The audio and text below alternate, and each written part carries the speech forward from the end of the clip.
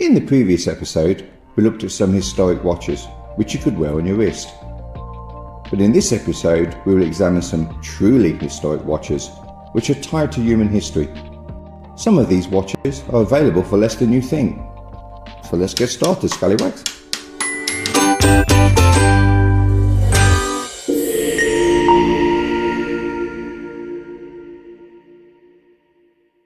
A left of field inclusion, but to many in the UK this watch represents what should have been a perfect ending to a beloved TV show, Only Fools and Horses.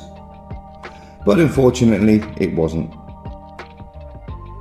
For those unfamiliar, the main characters, Del and Rodney, are two dodgy traders selling tat to the residents of the UK.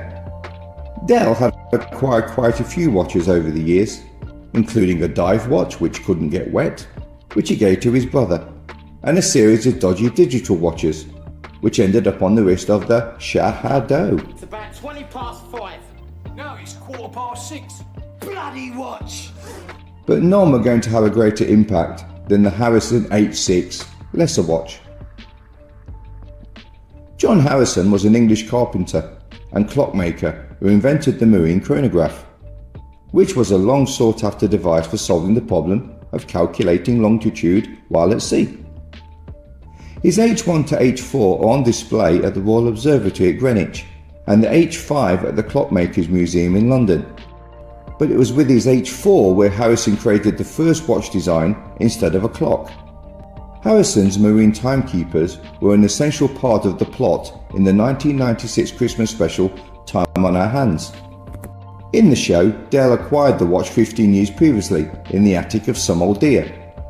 The watch eventually fetched a whopping 6.2 million at a Sotheby's auction and is one of the funniest moments from the beloved show.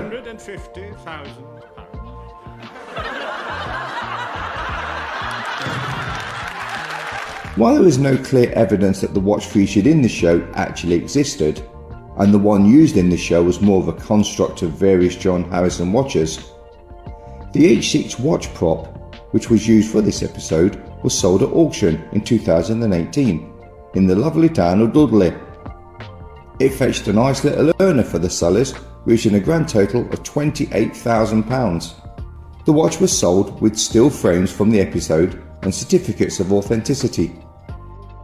And would anyone like to guess how the winning bidders came dressed for the auction?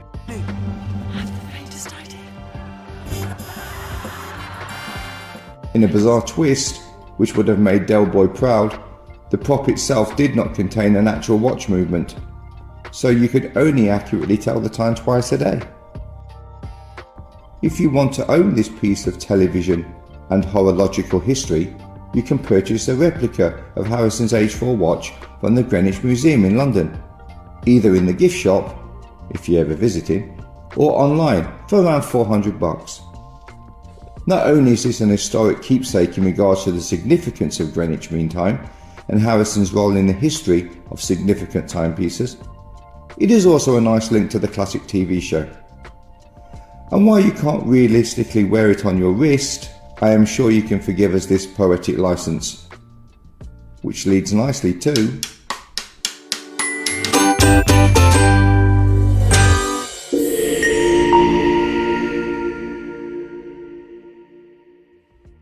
the Titanic, a tale of hubris, misfortune and mystique, a ship whose stories still resonate today due to the unique circumstances and human stories associated with its sinking. One such story is that of the businessman John Jacob Astor, who was the richest man aboard the Titanic. Once the Titanic hit the iceberg and it became apparent that she was going to sink, Astor, after ensuring that his new and pregnant wife, Madeleine, got safely on board a lifeboat, went down with the ship at the age of 47. While everyone around was shitting bricks, and instead of trying his luck with another safety vehicle, the impeccably dressed Astor was last seen smoking a cigarette and chatting with a fellow passenger in a typically British manner for the times, and is much like the scene from James Cameron's version of the event. Astor was carrying a Waltham pocket watch, which began production in 1912.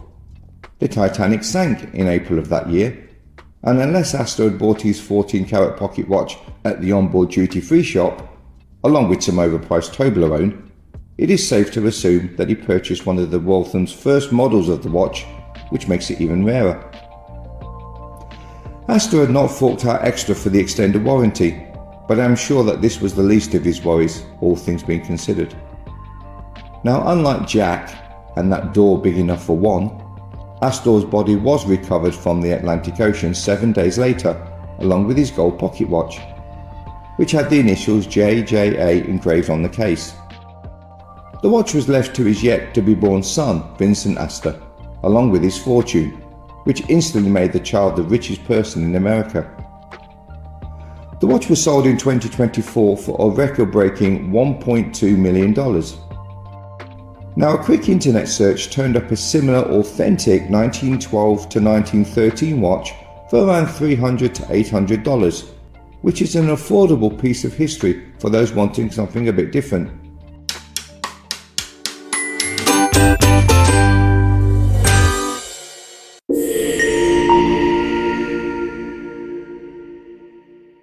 While it does not carry as much gravitas as the question, what is the meaning of life?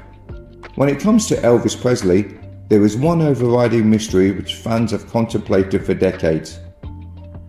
Why do the overwhelming majority of Elvis impersonators dress as Fat Elvis? For those of us who prefer the classic Elvis, the generation-defining icon of the 1950s, we have the Hamilton Ventura, a watch so synonymous with Elvis that few watch enthusiasts can look at this classic timepiece without feeling a little shook up. While it is often known as the watch made famous by Elvis, Richard Arbibb's unique triangular design caught the world's attention for being the world's first battery-powered watch, way back in 1957. Elvis famously wore the watch for the first time in 1961, during the filming of the film Blue Hawaii, a movie so riveting that the Los Angeles Times genuinely wrote the following review. Does a lot for the paradise of the Pacific, showing its foamy waves, palm trees, luau's, and a couple of plush hotels. Surprisingly, Elvis missed out on the Oscar nomination that year, and he had to console himself with a Grammy nomination for the soundtrack. This contains such classics as Rock-a-Hula Baby, Slicing Sand, and E2 Eats. There is an urban myth that Elvis's Grammy nomination was considered to be the final nail in the coffin of rock and roll, and it upset the British so much that they decided to send 4 upstarts from Liverpool to assist Elvis on his new project. They had just happened to have released an album and film called Help, so they set off to the US to go and give the King some tips on how to get his movie mojo back. Now, apparently the King couldn't understand a single bloody word the boys said, especially Bongo. Hello, Bongo! And after an hour or so of swapping ideas, they said their goodbyes and went their separate ways. It's absolutely true that nobody had the foresight to take any official photographs of this meeting, and only a few snaps of the Fab Four arriving actually exist. Thankfully, Colonel Parker, Elvis's manager, was taking notes, so that he can incorporate the boys' feedback into Elvis's next project. The Beatles used their feedback to create the critically acclaimed Rubber Soul, and Elvis released his magnus opus, Tickle Me, playing an everyday singing swinging wrangler on a ranch for girls. The film actually won Elvis the 1966 Laurel Award for the Best Male Performance in a Musical Film, which is the only award the King ever won for acting. So I guess he had the last laugh on those liver-puddling upstarts. Elvis wore many brands of watches, but the Ventura is the most famous. It is the Hamilton Ventura that has become known as the Elvis watch. You can buy a Ventura for around $600, with the Elvis model setting you back about double that amount.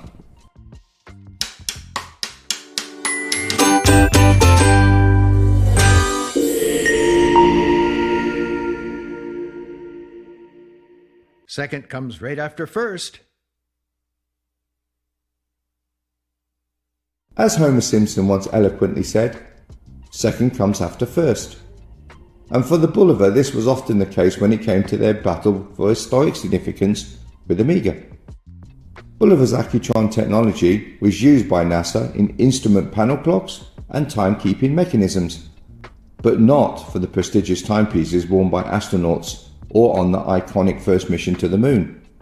Fortunately for Bulliver, in 1971, astronaut Dave Scott and the Apollo 15 crew were allowed to take on board some personal effects. Scott took his Bulliver-approved backup watch and wore it on the moon after the crystal apparently popped off his NASA-issued Omega Speedmaster. Scott replaced his watch with his Bulliver, and the rest, as they say, is history. Now, I use the word apparently when describing the crystal popping off the Omega because this mishap allowed Scott to put this watch up for auction. And unlike the NASA-issued Speedmasters, which were considered government property and could not be kept by astronauts, Scott's watch was his personal property and thus could be sold. Scott's Bulliver was auctioned in 2015 as the only known privately owned watch that had been to the moon. And despite the wear and tear and authentic moon dust embedded in the Velcro strap, it fetched an eye-watering price of $1.6 million. This one decision by Scott allowed Bulliver to lay claim to being one of only 2 companies to have had a watch worn on the moon. Scott made a mozza, and the watch's place in horology folklore was well and truly cemented. Bulliver released a modern remake of the Lunar Pilot that very same year Scott sold his watch, slashing over $1.5 million from the price, and they've been releasing special editions and even smaller versions ever since. I managed to get my hands on the Lunar Pilot for a bargain $260, including a metal and pilot strap, during a Starwise sale here in Australia. It was thanks to my mate Dino who sent me a screenshot, and it was in my checkout basket 5 minutes later. I've seen the Lunar Pilots for around $850 when bought at full price, but if you want to wear an historic watch at an affordable price, then it is hard to look past the Lunar Pilot unless you have a spare $8,000 hanging around. Which leads us nicely to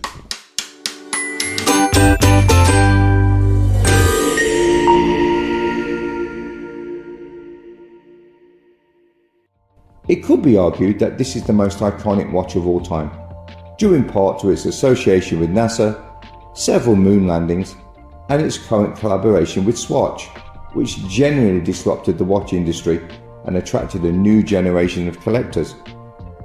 The so-called Moon Watch is now legendary, with a timeless design which has remained virtually unchanged since its inception. Introduced in 1957, the original design for racing, it was used on the space program due to its quality and robust attributes. The watch is a symbol of man's ingenuity and our ability to tell the time in the harsh conditions of the moon. Wearing this watch provides the wearer with a tangible connection to a long and iconic history, and it sits on many a watch collector's wish list, if only we could afford one. The watch is featured in many movies, especially those about space such as Apollo 13, The Right Stuff, Event Horizon, Gravity, and the Oscar-nominated Moonfall. It sits right at the top of my bucket list, but at an entry level of $8,000, I could not justify the expense at this stage of my watch collecting journey, but it's nice to have a watch one can aspire to owning one day. In the meantime, I will seek comfort by putting on my $400 Moonswatch, sitting in the front of a double-decker bus while I practice piloting it to the moon and back. Come on, we all did this as kids, surely.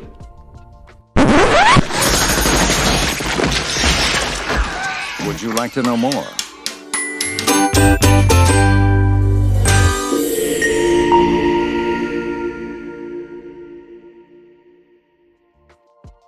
Okay, I imagine a lot of you are chucking your remote at the TV screen right now with chants of blasphemy, blasphemy, and that's not a watch.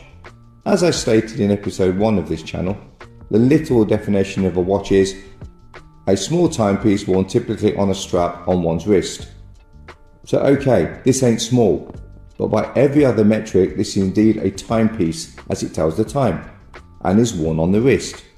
So put away your pitchforks, order a new remote on Amazon, and sit back as we discover one of the most unique and sought after timepieces available in Nerdland right now.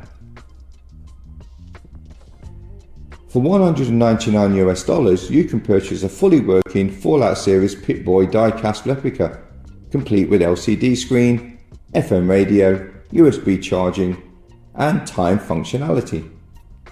While this watch certainly couldn't be categorized as a beta, diver or dress watch, it is fun and under the right circumstances would make a unique addition to your watch collection, even if the first comments you would get are, WTF is that? Made by the One Company, this replica can be ordered directly from Bethesda or your local game stockists around the world. I have a feeling that these are going to become rare and collectible, so you may want to get your new Coca-Cola caps ready and pre-order this baby before it's gone. I have, and I'll be posting a look at this big boy, or should that be Pip-Boy, as soon as it arrives. Wear one of these unobtrusive bad boys at your next job interview, dinner party or wake, and you're sure to impress someone. Eventually. Maybe.